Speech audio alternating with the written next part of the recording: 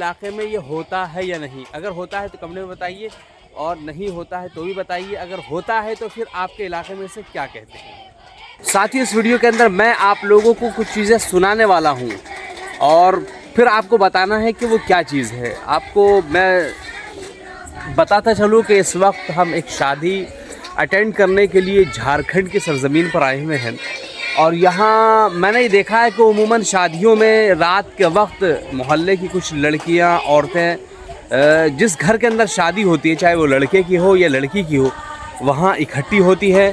और इकट्ठी होने के बाद फिर वो कुछ आपस में कुछ ऐसा निज़ाम बनाती हैं कि फिर वो तालियों की गड़गड़ाहट और फिर आपस में उनका कुछ गाना एक समा सा बन जाता है। देखिए, आवाज़ सिर्फ मैं आपको सुना सकता हूँ। वजह क्या है कि मेरे व्लॉग के अंदर लड़कियों और औरतों की एंट्री नहीं है, ना मैं इस तरह की चीज़ें अमूमन दिखाने की कोशिश करता हूं, बल्कि सिर्फ मैं आपको एक आवाज़ सुना रहा हूं। हो सकता है कि आप समझ जाएं कि मैं क्या सुना रहा हूं। और अमूमन ये चीज़ जो है आपको बिहार और झारखंड के अतराफ़ में मिलेगा। इस वक्त मैं इस छत पर हूं, आपको दिखा सकता हूं। इस वक्त चारों तरफ गाँव के अंदर अमूमन गाँव के अंदर जो है रात के वक्त अंधेरा ही रहता है, कहीं कहीं लाइट दिखाई देती है, जैसे कि आप इस वीडियो के अंदर देख सकते हैं। मैं भी इस वक्त चूँकि सोने की तैयारी में था, नीचे बिस्तर हमारा लगा हुआ है, बच्चे वगैरह सो भी रहे हैं, और कुछ साथी हमारे जो हैं वो IPL देखने में मशगूल हैं। चेहरा शायद उनका ना दिख रहा हो, बेहतर ही है, लेकिन जो आवाज़ मैं आपको सुनाना चाह रहा हूँ वो बस एक बार गौर से सुन लीजिएगा। तालियों की गड़गड़ाहट और कुछ गुनगुनाने की आवाज़, मगर इसमें मैं दिखा नहीं सकता आपको, क्योंकि प्राइवेसी है, औरतों का मसला है, बच्चों का मसला है, तो इस तरह की चीज़ है। बस सिर्फ आवाज़ सुन लीजिएगा आप।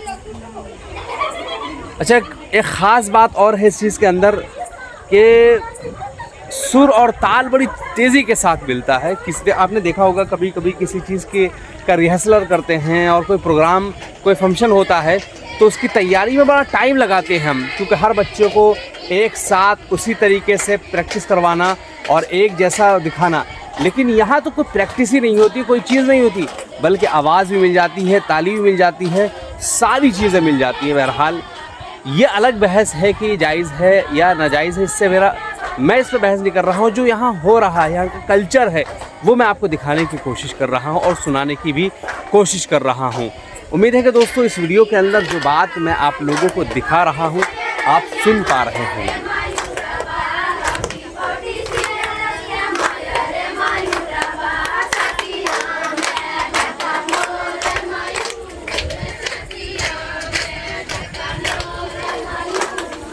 और तकरीबन ये काफ़ी लंबे टाइम तक चलता है। मेरे ख़्याल से मैंने अमूमन ही अंदाज़ा किया है कि रात का खाना 8 साढ़े 8 के दरमियान खाने से फारिग हो जाते हैं, यानी इशा के बाद खाने से फारिग हो जाते हैं।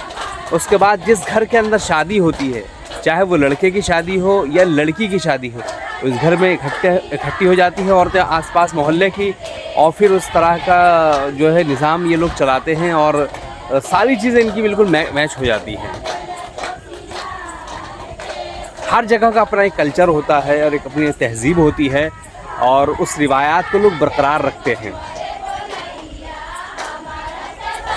भैया मैं चूँकि वहाँ जा नहीं सकता, औरतों की महफिल हम छत पर है, तो इसलिए नीचे जाना भी मेरे लिए बेहतर नहीं है, क्योंकि अब सोने का भी वक्त हो रहा था और इस आवाज़ की वजह से नींद भी थोड़ी सी नींद में खलंदाजी हो रही थी। तो चलो मैंने सोचा कि इसको थोड़ी सी व्लॉग बना लिया जाए और आप लोगों को सुना भी दिया जाए। तो उम्मीद करता हूँ कि दोस्तों इस वीडियो के अंदर जो मैंने आपको सुनाने की, दिखाने की तो एक कोशिश नहीं की, मैंने सुनाने की कोशिश की है, वो आपने बहुत अच्छे से सुन भी लिया होगा और समझ भी लिया होगा।